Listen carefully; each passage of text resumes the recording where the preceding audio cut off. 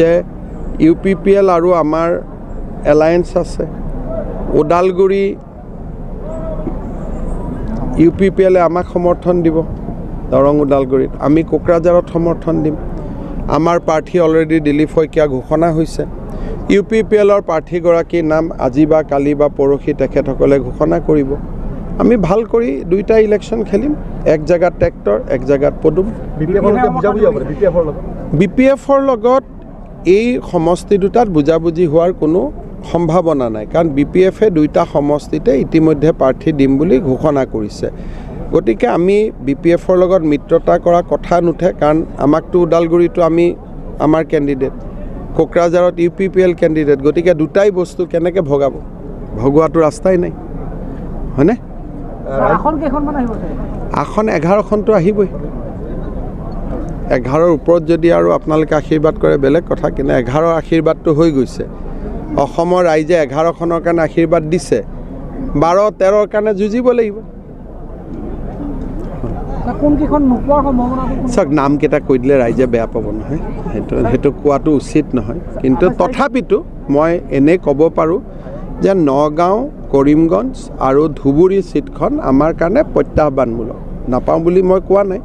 কাৰণ তাতে এটা বিশেষ সম্প্ৰদায়ৰ মেজৰিটি থকা সিট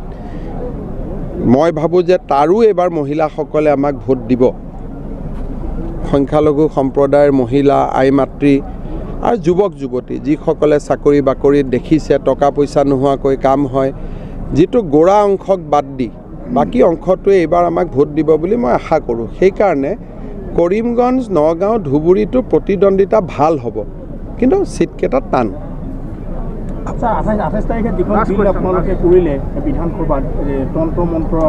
তন্ত্ৰ মন্ত্ৰ নহয় ইয়াতে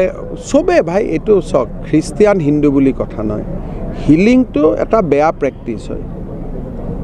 যদি আমি আজি ডাইনীটোক বিৰোধিতা কৰিছোঁ ডাইনীটোতো আমাৰ হিন্দু মানুহে কৰে আমি ডাইনীটোক বিৰোধিতা কৰিছোঁ তেতিয়াহ'লে আন যিবিলাক অবিজ্ঞানসন্মত ব্যৱস্থা আছে সেইবোৰ বন্ধ হ'ব লাগে আৰু বিজ্ঞানসন্মত ব্যৱস্থা আহিব লাগে যদি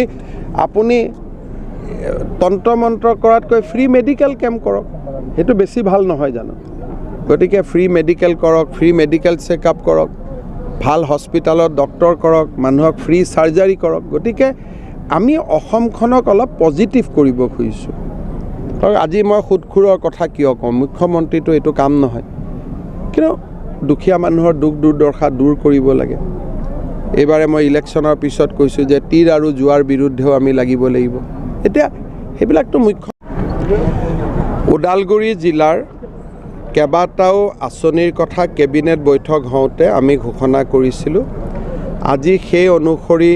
খুব দুটা ইম্পৰ্টেণ্ট ৰাস্তা অসমমালা ৰাস্তা প্ৰায় 120 কোটি 250 কোটি টকাৰে দুটা খুব গুৰুত্বপূৰ্ণ ৰাস্তাৰ আজি শুভ উদ্বোধন হ'ল কলাইগাঁৱত এখন কলেজ দিয়াৰ কথা মই ঘোষণা কৰিছিলোঁ আজি সেই ঘোষণাও বাস্তৱত ৰূপায়িত হ'ল তাৰ উপৰি টংলা পানী যোগান প্ৰকল্প কেইবাখনো হাইস্কুললৈ 8 কোটি টকা 3খনকৈ নতুন টি গাৰ্ডেন স্কুল টংলা কলেজৰ বাবে 10 কোটি টকা বিভিন্ন আঁচনি আজি আমি ইয়াতে শুভ আৰম্ভণি কৰিলোঁ শুভ উদ্বোধনো হ'ল অনাগত দিনত টংলা ৰেলৱে ষ্টেচনৰ ওপৰেদি এখন উৰণীয়া সেতু বনাই মঙলদৈ ভুটিয়াচাং ৰাস্তাটো আমি সুন্দৰভাৱে নিৰ্মাণ কৰাৰ এটা ঘোষণাও আজি মই কৰিছোঁ ইয়াৰ উপৰিও ভেৰগাঁৱত নতুন ষ্টেডিয়াম এখন নিৰ্মাণৰো কথা কৈছোঁ যিখিনি কেবিনেটত কৈ যোৱা কথাৰো ওপৰত সেইখিনি কোৱা নাছিলোঁ আজি আমি নতুনকৈ কৈছোঁ অসম বিধানসভাৰ অধ্যক্ষ বিশ্বজিৎ দৈমাৰী আৰু সাংসদ ড০হ নেতৃত্বত আজি পানেৰী সমষ্টিত 1000 কোটি টকাৰ বিকাশৰ কৰ্মযজ্ঞ চলি আছে তাৰ লগত আজি আৰু বহুত কেইটা সংযোজিত হ'ল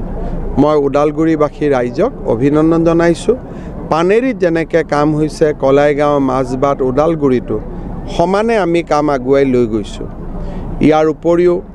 মহিলা উদ্যমিতা আঁচনি নিযুত মইনা আঁচনি আদি বিভিন্ন আঁচনিৰ জৰিয়তেও আমাৰ আই মাতৃসকল যুৱক যুৱতীসকল যথেষ্ট উপকৃত হ'ব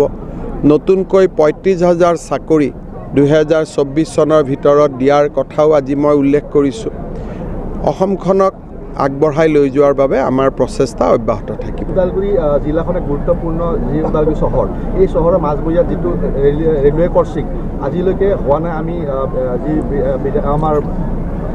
কেবিনেট হৈছিল তাতো মানে সেই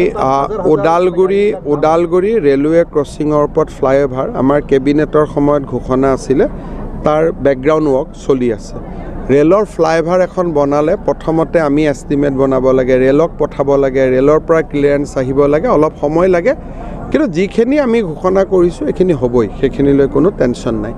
আৰু ওদালগুৰিত জিলা ষ্টেডিয়াম এখনো হ'ব তাৰো কাম চলি আছে কি নাম কি পথটোৰ ঠিক আছে কিমান কিলোমিটাৰ এইটো অহাবাৰ লৈ ল'ম অসমলৈ লোকসভা ইলেকশ্যনত ইয়াততো